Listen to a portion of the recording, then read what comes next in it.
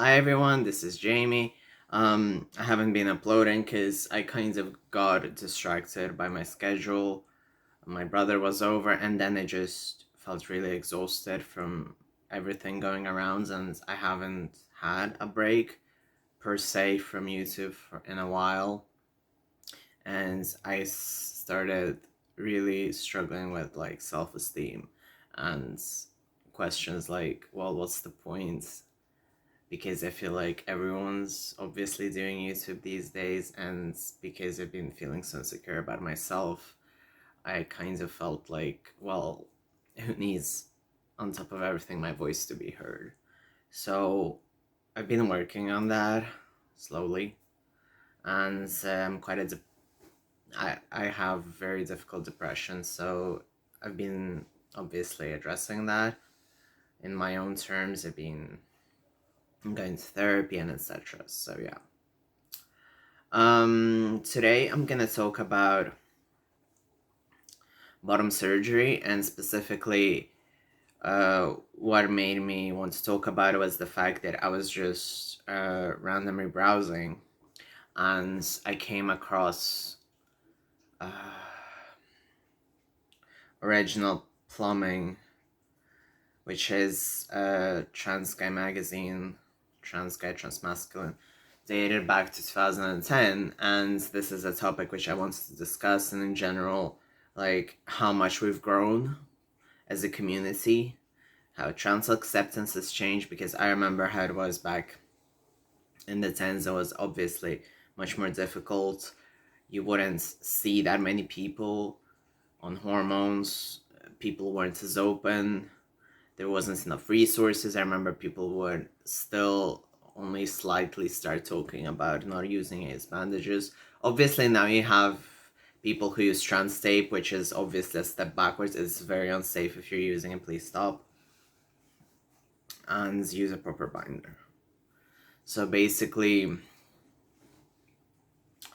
and I was just skimming through it, and I remember I really wanted um, to be in those magazines because I was really lonely, and like transition wise, and I felt very underrepresented because back in the day it was still very cutthroat that you should be very masked, you shouldn't wear makeup.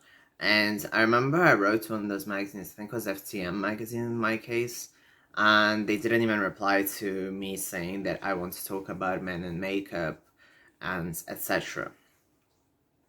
So looking at that Instagram page, that magazine, uh,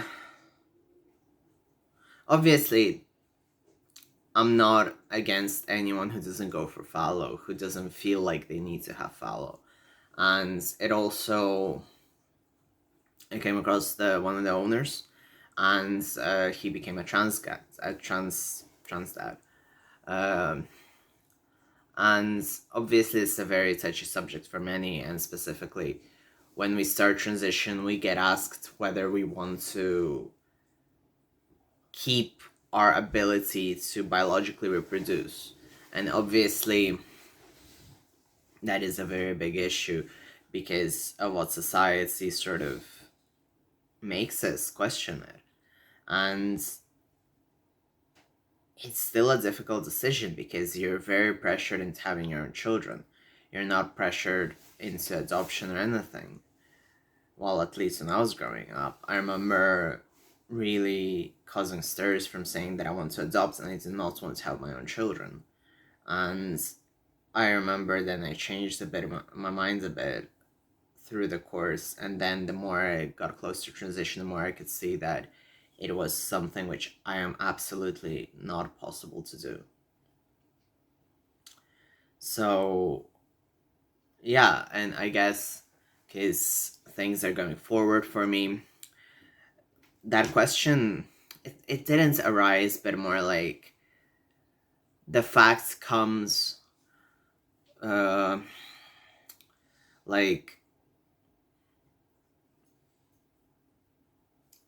when you start getting like your things approved. Obviously it's still a massive way because there's waiting lists and etc, and there's some things which I want to keep to myself right now.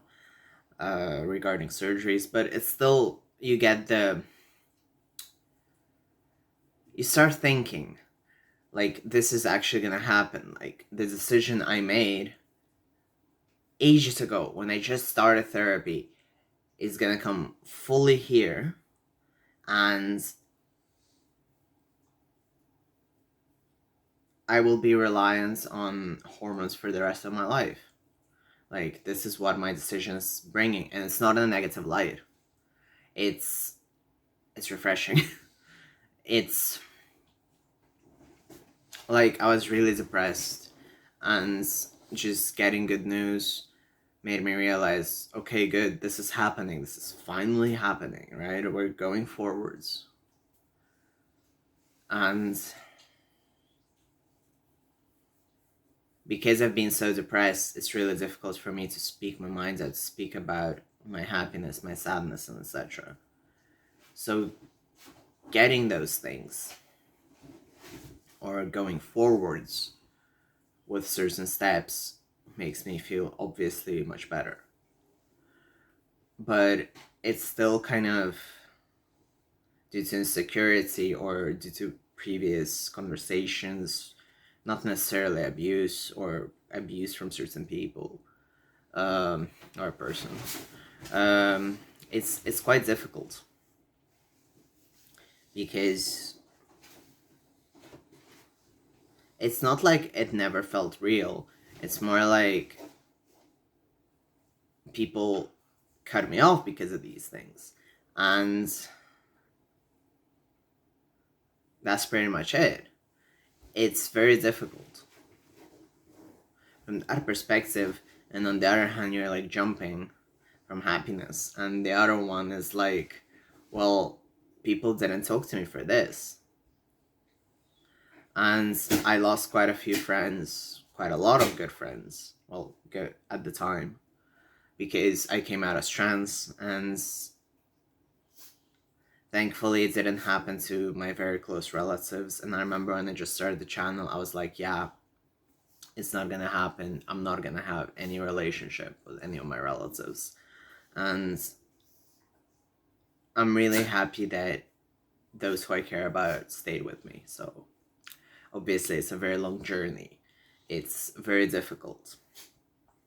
And I remember I was watching an interview with, no, I think it was, yes, it was Gigi Gorgeous's podcast, Queerified, where she had got a makeover, and Cade was talking about how his parents accepted him.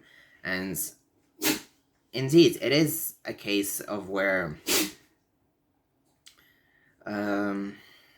your parents transition with you. They also need to get used to the fact, because that's just the way our society works right now. And indeed, like, your parents also go through this transition phase. They have to accept it, they have to understand, they have to make it work in their heads, because they're from a different generation and stuff like that. But yeah, I'm very grateful for having the people stay in my life, which I wanted to stay. So it's quite good. But back to the original, or like, it's very difficult right now, specifically when it comes to talking about fallow, that there's obviously the whole fiasco with the NHS in the UK. There's a lot of anti-trans laws in the US. There's a lot of them which are trying to pass. There's the ones which are passed. And watching all of this from afar is very bizarre.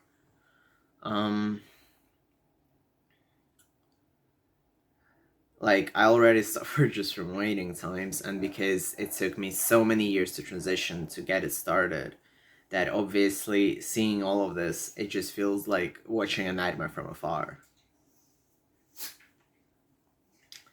And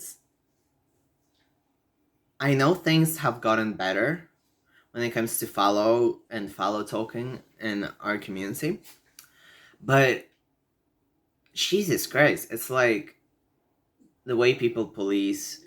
Obviously, Buck Angel decided to stop bullying trans guys about follow for now, and now he's attacking trans women, which isn't better, obviously. But you still have the community divided on like follow is bad. There were many years where you couldn't find any good follow results online unless you'd go like to specific websites, and now you can find them. You can find resources, you can find discussions, you can ask your questions, you can do whatever you want, and it's good. But the stigma still remains that, what if it's worse than cisdick? You have a lot of discussions. Obviously, a lot of it is dysphoria, where trans guys ask, like, will this be for me? Will this not be for me? Like, what? It's not a cisdick. And I guess in my case, I just wanted dick. I've always wanted to follow. So, to me, it's much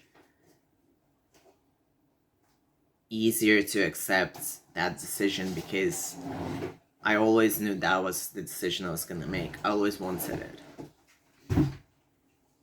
So I'm just happy with the way Mother surgery is. That's pretty much it in my case. Obviously surgeries are gonna improve, but I don't want to wait longer, so and well, much longer than I'm expected.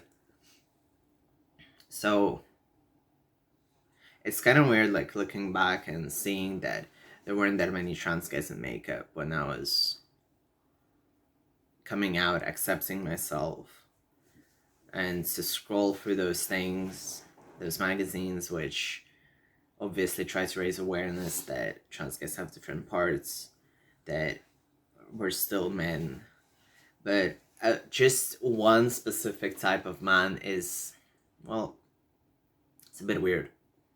But so yeah, hopefully we will get more inclusion. Like, I still feel like there's not enough specifically binary trans guys with makeup, and I still think we need more follow acceptance. But I'm still happy the way it's progressing from where I am, from my bubble, I guess, because we all live in different bubbles. And I just really hope for the best for everyone at this point.